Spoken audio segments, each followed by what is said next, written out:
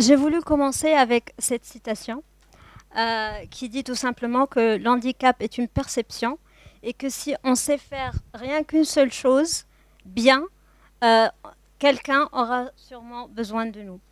Et moi, j'ai une autre perception de l'handicap. Je pense que l'handicap est, comment dire, chacun a sa perception de l'handicap parce que réellement, une personne handicapée n'est pas handicapée dans un environnement qui est adapté. Et même chose, si on prend une personne qui est normale et qu'on la met dans un environnement qui n'est pas adapté pour elle, elle sera automatiquement dans un environnement handicapant, donc elle sera handicapée. Alors j'ai fait des études en industrie et procédés alimentaires j'étais très active côté associatif. J'ai fait partie de l'organisation ISEC, je ne sais pas si certains d'entre vous la connaissent. Et dans cette organisation, c'est là où j'ai appris que vraiment je pouvais donner quelque chose et avoir un impact dans la société. J'ai fait partie du management, on va dire, de l'outgoing exchange. J'ai aidé les personnes, les étudiants qui voulaient faire un stage à l'international à trouver un stage et je les suivais à leur entretien et puis jusqu'à leur voyage et leur retour. Et ce que cette organisation m'a appris, je voulais aussi le partager avec d'autres personnes. Donc j'ai décidé de créer dans mon université une junior entreprise pour partager tout ce que j'ai appris dans cette association à travers l'organisation universitaire que j'ai créée dans mon université. Voilà, mais tout au cours de mon parcours scolaire et universitaire, j'avais des difficultés à me déplacer tous les jours, car l'infrastructure et les transports en commun ne sont pas adaptés pour les personnes comme moi. Et donc, je me suis dit, j'ai voulu au début acquérir un véhicule adapté aux personnes handicapées et c'était compliqué. Donc, je me suis dit, pourquoi pas ne pas en créer un qui soit tunisien. Et là, j'ai commencé à travailler sur mon projet. Alors, je ne sais pas comment ça marche. Ça marche ou pas? Non. Voilà. Alors j'ai commencé à travailler sur ce projet toute seule. Et là, j'ai découvert que, je ne sais pas si vous le savez, plus de 1 milliard de personnes dans le monde sont des personnes handicapées. En région MENA, région Nord, Afrique du Nord, Moyen-Orient, 10% des habitants sont des personnes handicapées.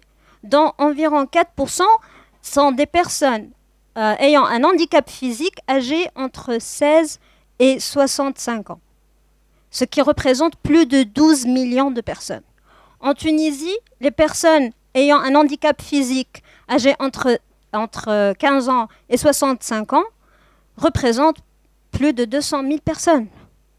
Et toutes ces personnes-là ne peuvent pas se déplacer tous les jours parce que même le transport en commun pour eux n'est pas adapté.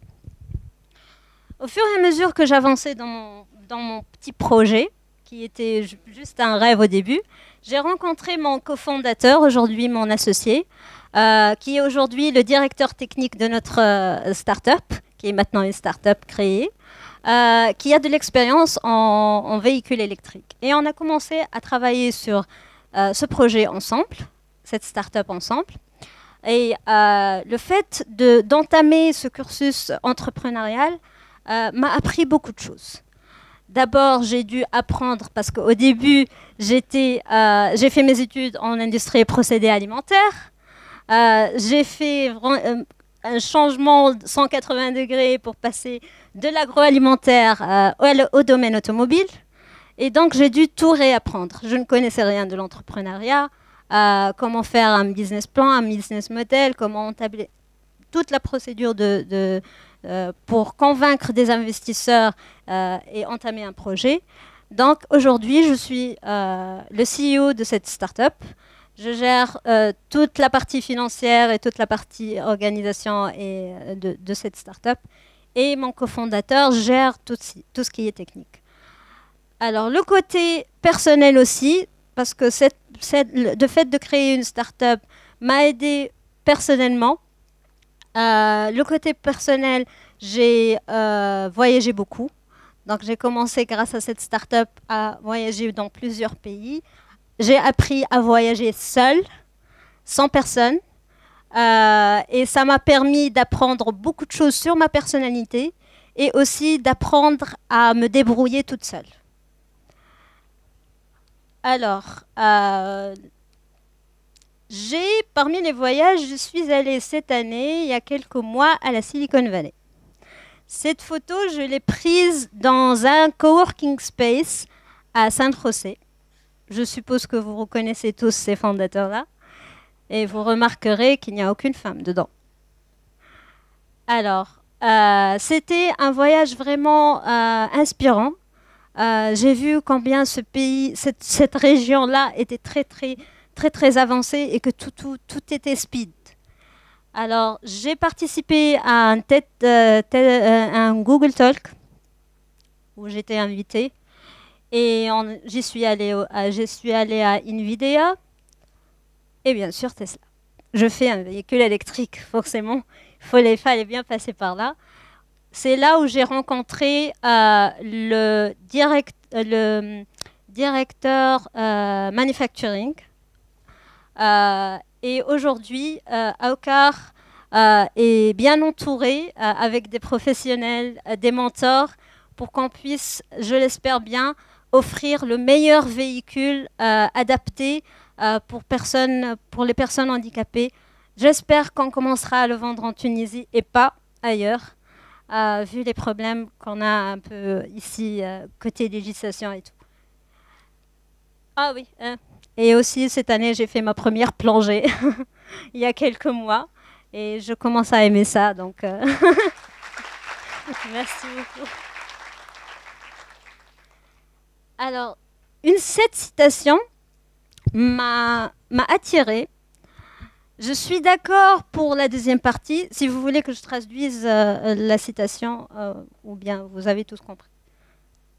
C'est bon. Alors, je suis d'accord avec la deuxième partie sur le fait que la femme, si elle échoue, on ne dira pas que cette femme n'est pas, ou cette personne n'est pas compétente, mais on généralise ça aux femmes. Les femmes ne sont pas compétentes, mais pas seulement cette personne-là. Et ça, pour ça, je suis d'accord, ça fait partie un peu de notre culture, on va dire. Je le remarque même moi-même quand on est dans une réunion où je suis la seule femme et tout le monde présent sont des hommes. Quand je parle, on sent bien qu'ils aimeraient bien que je me taise. Donc ça se sent un peu. Mais par contre, pour la première partie qui dit que une femme doit faire des efforts supplémentaires pour réussir, ça, je ne suis pas d'accord. Parce que personnellement, je n'ai pas eu à faire des efforts supplémentaires pour arriver jusque-là. Surtout qu'ici, en Tunisie, dans l'écosystème, on a beaucoup d'aides, la discrimination positive, il y a beaucoup d'organisations qui encouragent les femmes et les forment pour entamer leur vie professionnelle, etc. Mais ce qui cloche plutôt, c'est l'environnement et l'entourage de la femme. Si ses amis, sa famille l'encouragent à entamer cette vie ou entamer quelque chose qu'elle aime bien, je pense qu'elle réussira. Et en fin de compte, on n'a rien à perdre. Le pire qui puisse arriver, c'est d'échouer. Et quand on échoue, moi je pense, c'est plus qu'on gagne de l'expérience parce qu'il n'y a pas vraiment d'échec, parce qu'on échoue vraiment que si on laisse tomber. Donc on gagne de l'expérience au fur et à mesure, et à chaque fois qu'on traverse un challenge, il y a un brainstorming continuel sur lequel comment trouver des solutions pour continuer à avancer. Voilà. Donc, et au final, on n'a aucune excuse pour ne pas entamer ce qu'on veut. Donc, j'aimerais juste terminer. Si au final, moi, je l'ai fait, je pense que tout le monde peut le faire. Merci.